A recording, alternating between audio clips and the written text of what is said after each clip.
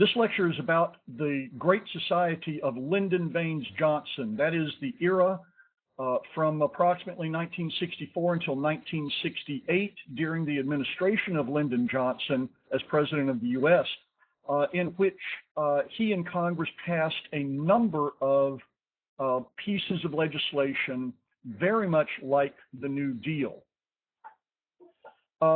Lyndon Johnson became president because of the assassination of John Kennedy in November of 1963. He was reelected in November of 1964 and served until January of 1969. The Great Society, again, was legislation passed between approximately December of 1963 into 1968, though the main thrust was 64 and 65.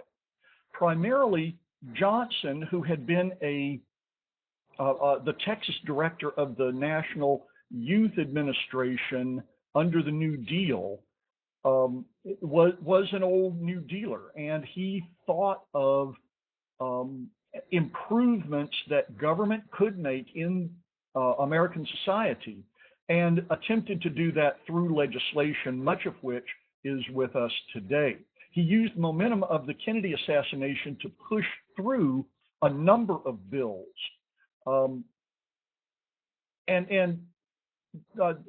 can see a number of those kinds of bills on this sheet before you, on the slide before you. There's civil rights legislation, immigration reform, the first since 1924, consumer safety measures, environmental measures, health measures, education measures, and probably the most well-known and certainly the most controversial component of the Great Society was the War on Poverty. Now, the Great Society, though it appears to be similar to the New Deal, differs from it in one major way, and that is the New Deal was legislation based on trying to stop the Great Depression and recover from the Great Depression. It doesn't matter whether or not it actually succeeded.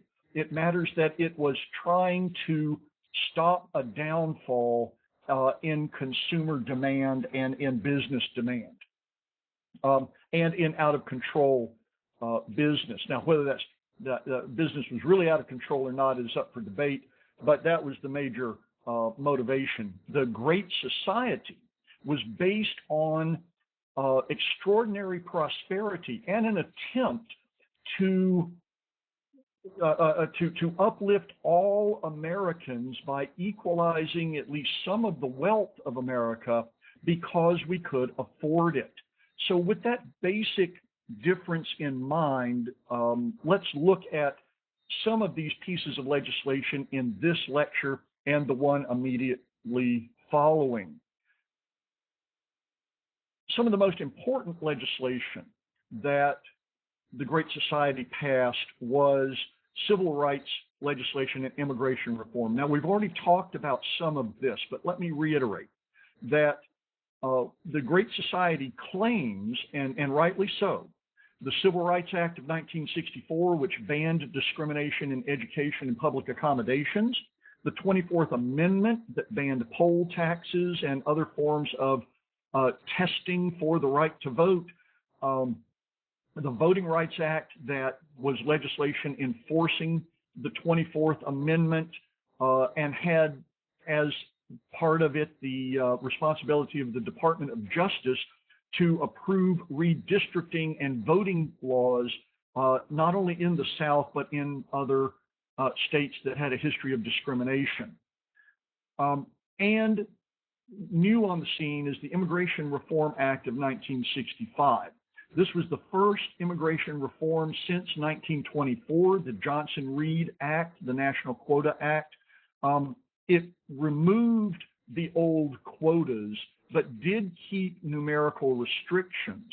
However, it allowed the relatives of people in the United States to immigrate. And this was something of an unforeseen circumstance, or rather led to some unforeseen circumstances with which we are dealing politically today. Other legislation includes consumer safety legislation. Now, consumer safety may or may not have been on the agenda for the Great Society, but it became part of the agenda after Ralph Nader, who you know is a consumer advocate and presidential candidate of the Green Party and presidential candidate in 2000, wrote his first major book, Unsafe at Any Speed, in 1965, which talked about the poor design and overpower, too much power for the weight of the Chevy Corvair. Not the Corvette, but the Corvair. They don't make those anymore and quit making them in the early 60s. They were a six-cylinder small car that had a tendency to have its wheels fold up under it. And so Nader publicized his book. He made some accusations against the integrity of Chevrolet and the Chevrolet, excuse me, in fact, the whole car industry, and General Motors took him to task for that and ended up in a Senate hearing in which General Motors had to admit that Nader had gotten it pretty much right and had to apologize to Nader. Well, the point of a Senate hearing is not to get an apology. It is, however, to publicize problems and to for the Senate to try to find a way to legislate their way out of the problems. Well, the subsequent legislation that came from these Senate hearings was the Highway Safety Act of 1966 that provided for uniform highway safety programs and reporting state by state. The effort here was to reduce traffic deaths by creating driver and vehicle standards as well as roadway standards. In 1966 also, Congress passed and the President signed the National Traffic and Motor Vehicle Safety Act that, in addition to requiring seat belts, for example, looked at automobile safety as a public health concern, not as an economic concern, not as a manufacturing concern, but as a public health concern. This is a new tack in legislative motivation, I guess you might say. We also see under consumer legislation the passage in 1966 of the Fair Packaging and Labeling Act. That's why you can read what the ingredients are in the thing that you're eating. It's an extension of the Pure Food and Drug Act of 1906, and it's an extension in like-mindedness from 1906. Also in 1968, we see the Truth in Lending Act. If you've ever made a major purchase, like a house or a car, then you have had forms thrust before you, many of which are kind of incomprehensible, with lots of monetary figures that are gaspingly high. Certainly with automobiles, the fact that you know how much the entire financing will cost you, and that your $20,000 car is really going to cost about $60,000 once you're done paying for it, comes from the Truth in Lending Act. Congress is currently discussing similar acts concerning credit cards, and for much of the same reason.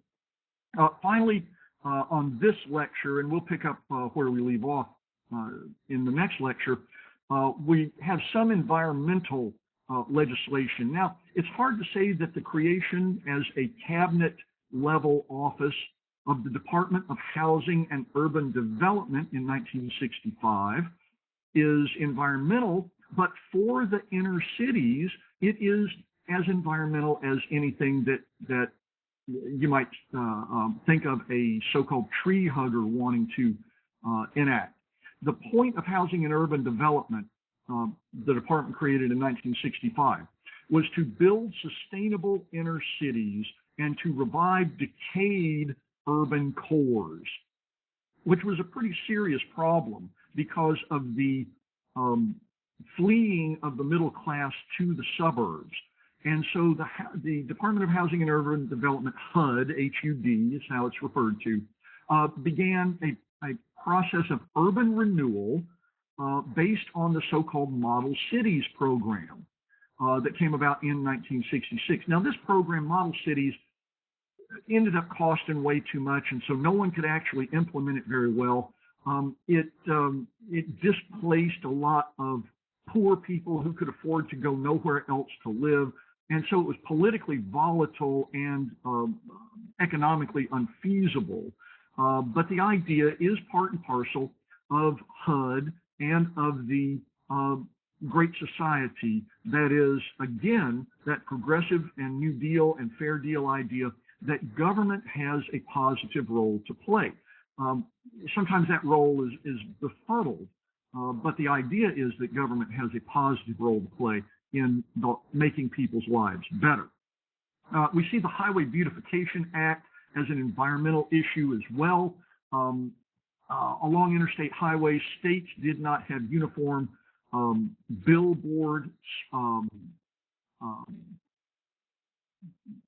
laws concerning the right-of-way on interstate highways. These were built at least 50% with federal money, and consequently the feds, led by the president's wife, this was her primary concern, passed the Federal Highway Beautification Act not to demand setbacks, but to give incentives to states to keep billboards off of interstate highways, basically paying states to enact laws that created setbacks so that billboards would not simply make all interstate highways look like an urban gut.